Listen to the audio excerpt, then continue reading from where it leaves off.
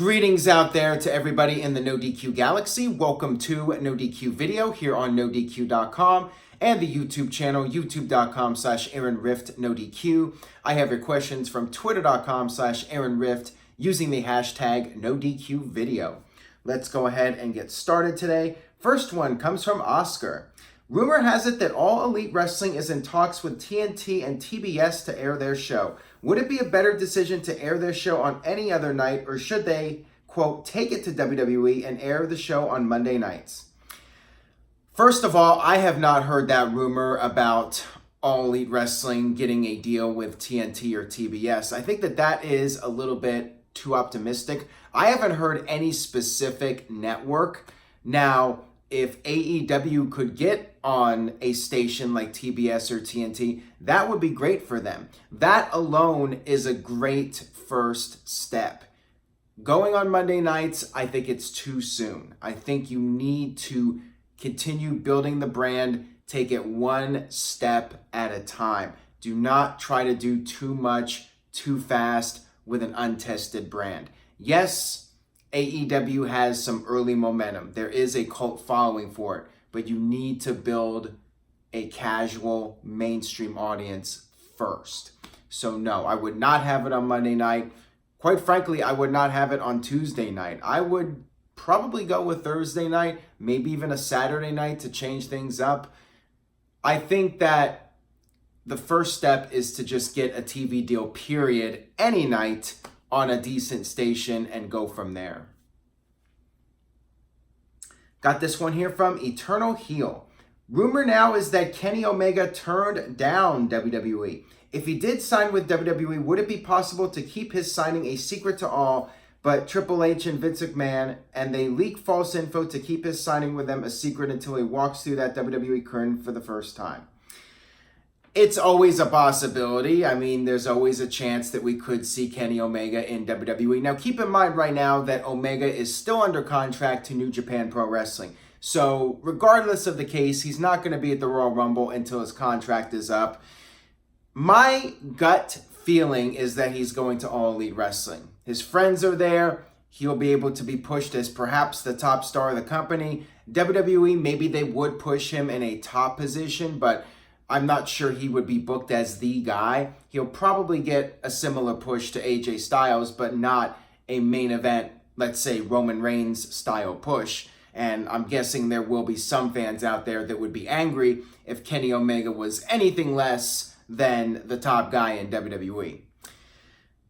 I feel like he's going to end up in AEW, but yeah, there's always a chance that WWE could be keeping things a secret, and maybe they are leaking out information that he turned down an offer, but my feeling is he's going to be in All Elite Wrestling. If I had to put money down on it, I would say he's going to be at Double or Nothing coming up in May.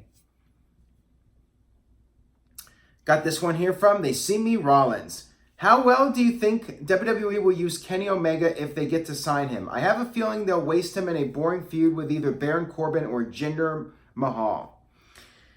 I think WWE would use him really well. I think at the very least he would get an AJ Styles-like push, and I think that that's the safest bet.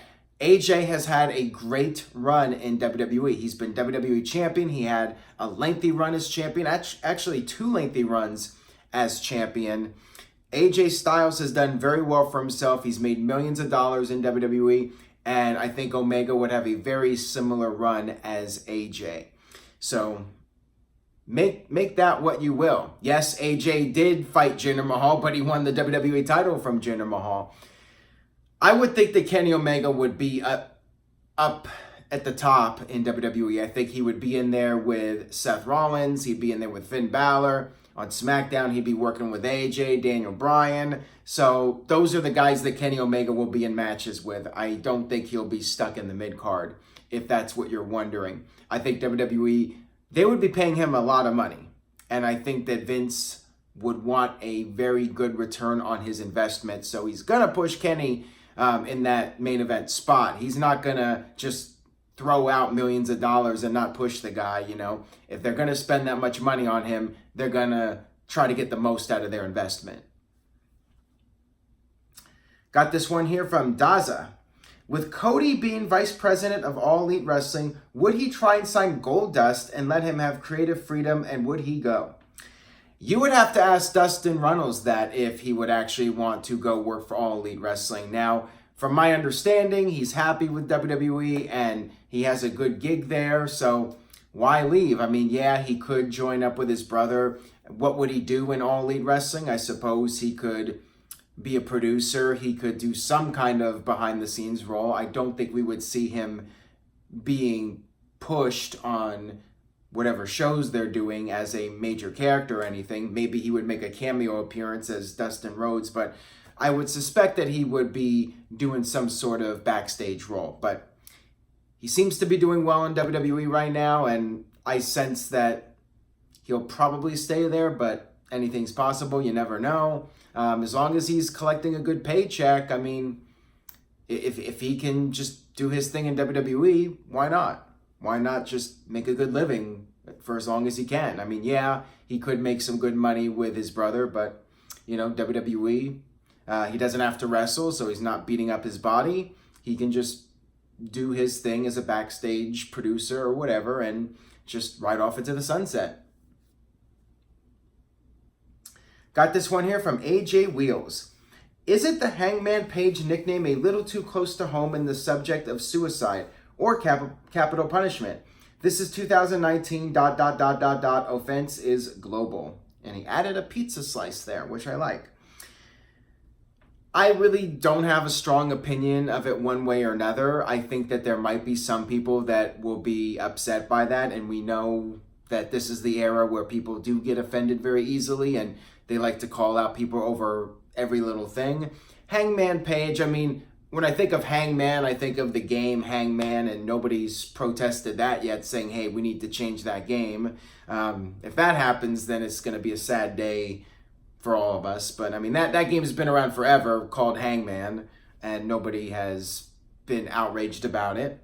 So, to me, it's not that big of a deal. I think that if he was going to get some backlash for it, he would have gotten it already. And I think that people that do give him a hard time are just looking for some sort of reason to complain. I mean, I really don't see a very big deal with his name, personally. This one comes from Mr. Yuck. How long do you think Samoa Joe will stay going nowhere in WWE?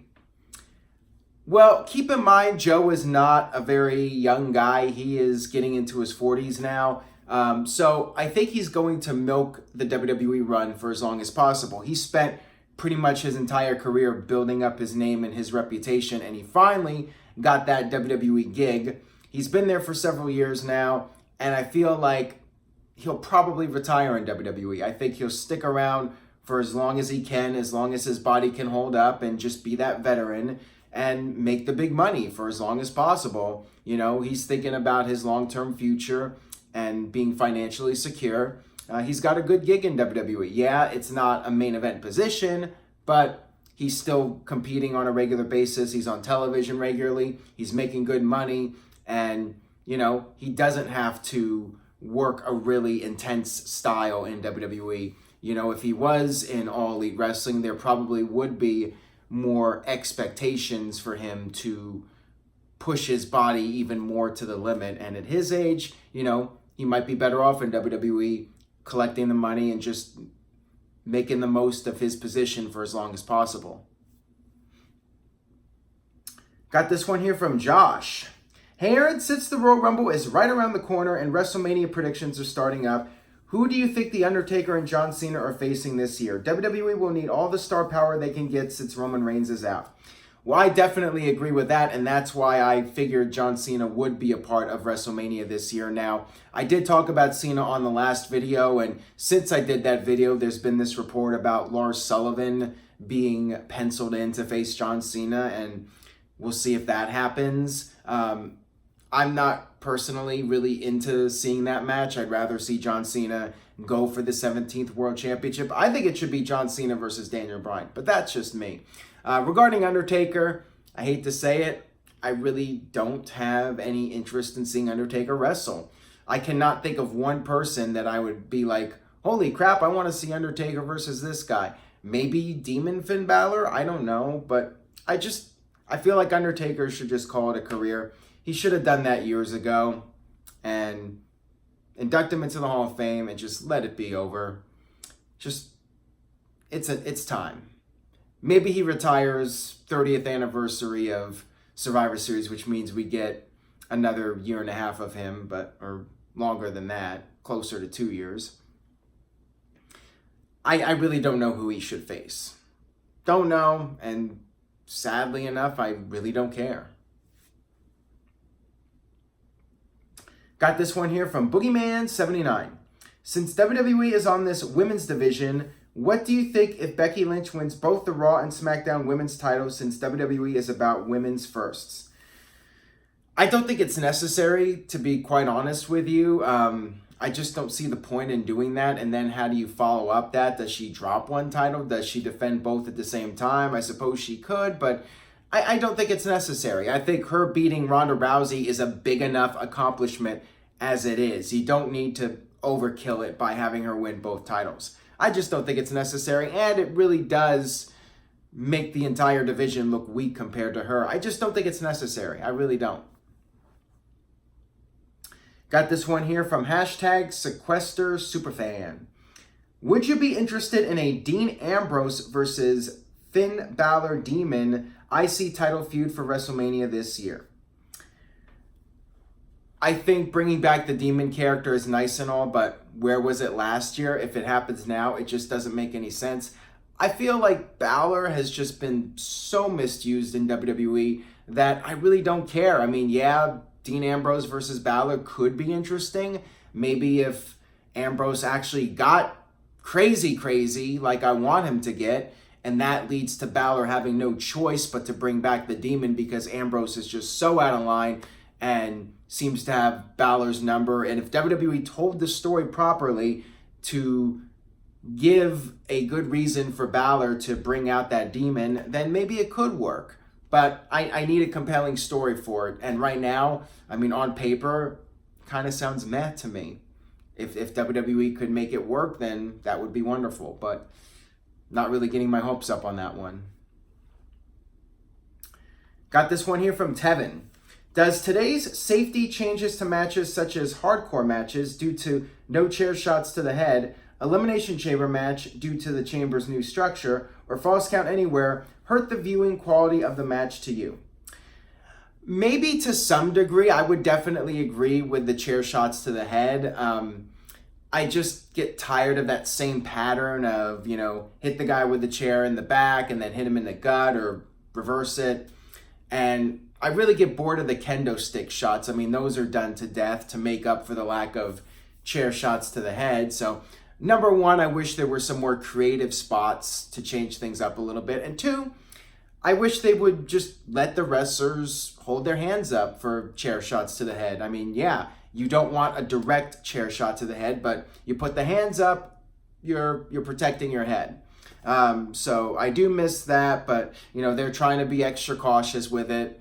I just wish we would see a little bit of variation. The chair shot to the gut and back. To me, it gets really old after a while. Elimination Chamber, yeah, I was a fan of the old structure more, but it is what it is. And falls count anywhere. I mean, if they actually did more falls anywhere in the building, then, that's fine. They just don't really do that for the most part, and I really don't know why. All right, this one comes from Sean D.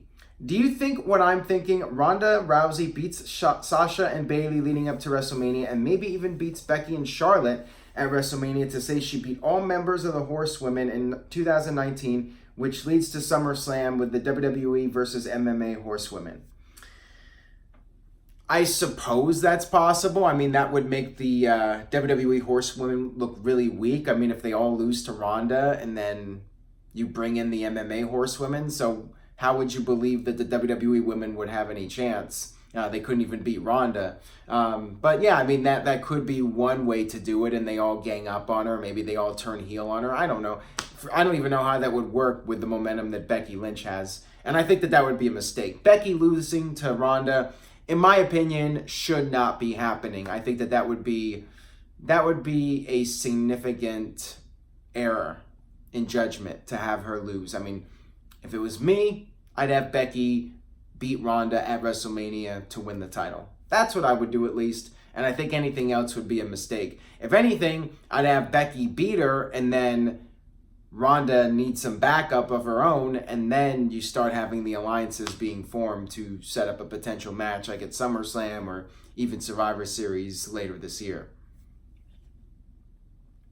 That'll wrap it up for this edition of NoDQ Video. Thank you all so much for watching and supporting NoDQ.com and the YouTube channel. If you enjoyed today's video, please share it with a friend, share it on social media. Anybody you know who watches wrestling, have them check out NoDQ Video, have them check out NoDQ.com, and I will see you guys next time for more.